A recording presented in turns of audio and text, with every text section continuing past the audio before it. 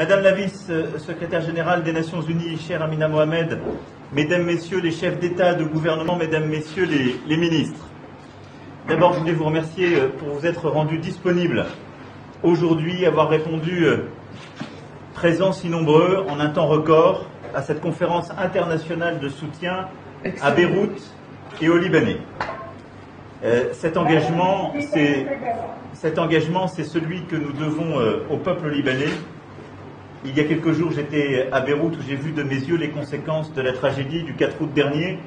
Je veux saluer aussi plusieurs dirigeants qui se sont rendus sur place, le président Charles Michel qui était hier, le secrétaire général de la Ligue arabe également. Beyrouth était déjà une ville éprouvée, elle est aujourd'hui touchée en plein cœur, avec un peuple fort et souverain qui pleure ses morts, exprime sa colère et veut relever la tête. Et je veux ici dire au nom de nous tous le soutien que nous apportons aux familles, aux proches des victimes, ainsi qu'à tous ceux qui en ce moment même sur le terrain soignent, portent secours, font face en première ligne aux urgences et aux conséquences de la tragédie du 4 août. Notre rôle à tous est d'être là à leur côté, aux côtés de Beyrouth et du peuple libanais. Et c'est pourquoi je tiens à vous remercier tout particulièrement pour votre présence. Je salue la présence du président Trump qui a tenu, malgré le décalage horaire, à être là en personne. Nous avons eu l'occasion d'échanger il y a 2 jours. Mais il y a des chefs d'État et de gouvernement de tous les continents qui sont autour de la visio pour apporter leur soutien. Les Nations Unies ont établi clairement, dans un document qui vous a été communiqué, les besoins du peuple libanais. Premièrement, la santé. Plusieurs hôpitaux et infrastructures médicales ont été touchés et nous devons répondre aux besoins immédiats en matériel et en médicaments. Deuxièmement, l'alimentation. L'explosion a détruit les réserves et il nous faut assurer la sécurité alimentaire de toute urgence. Troisièmement, l'éducation. De nombreuses écoles ont été détruites et de nombreux enfants ont été affectés. Ils doivent être pris en charge avec leurs familles et retrouver le plus rapidement possible le chemin de l'école. Quatrièmement, le logement. Des centaines de milliers de personnes sont aujourd'hui à la rue, plus de 300 000 selon les derniers chiffres. Et nous devons leur apporter assistance pour l'hébergement, la reconstruction d'urgence, avec là aussi des besoins très concrets. Dans un pays qui, je le rappelle, est touché par la crise migratoire compte tenu de la guerre en Syrie, tout comme la Jordanie et la Turquie. Je salue la présence du roi de Jordanie également autour de cette visio. Et ce sont des pays qui ont eu à vivre une crise profonde ces dernières années.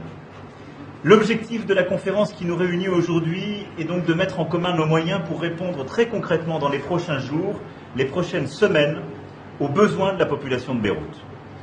Et nous le pouvons tous ensemble sous la coordination des Nations Unies sur le terrain, en réponse aux appels d'urgence des agences et en mettant en commun les moyens matériels que nous pouvons déployer d'ores et déjà et que nous avons mobilisés.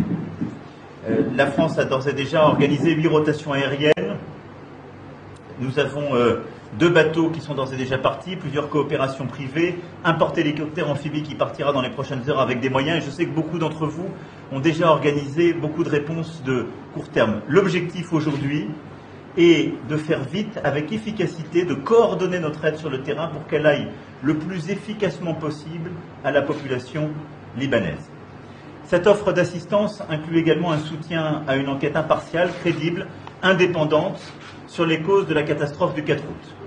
C'est une demande forte et légitime du peuple libanais, c'est une question de confiance et les moyens sont disponibles et doivent être mobilisés et je remercie toutes celles et ceux qui sauront répondre aux demandes des autorités libanaises. Aujourd'hui, nous allons, j'en suis convaincu, adresser ensemble un message clair de soutien au Liban, à nos amis libanais, pour leur dire que nous sommes là tous ensemble pour faire face aux conséquences de la tragédie. Je le disais, le président Trump est mobilisé, plus de 15 chefs d'État et de gouvernement, de nombreux ministres, quand les chefs d'État et de gouvernement ne sont pas là. La Turquie et la Russie ont été aussi sollicités. La Turquie n'a pas pu se joindre à la visio, mais apportera une aide. Je suis sûr que la Russie fera de même. Israël a manifesté son souhait d'apporter une aide, je le signale ici à toutes et tous, même si les conditions géopolitiques rendent plus difficiles les choses, mais il faudra les organiser, car c'est véritablement, je crois, une conférence d'unité que nous devons organiser aujourd'hui, où malgré les divergences de vues, tout le monde doit venir en soutien au pays qu'est le Liban et à son peuple. Cette aide que nous apportons au peuple libanais, à ses dirigeants, n'est pour autant pas la fin de l'histoire. Elle implique d'abord cette organisation. Je pense que les Nations Unies y reviendront.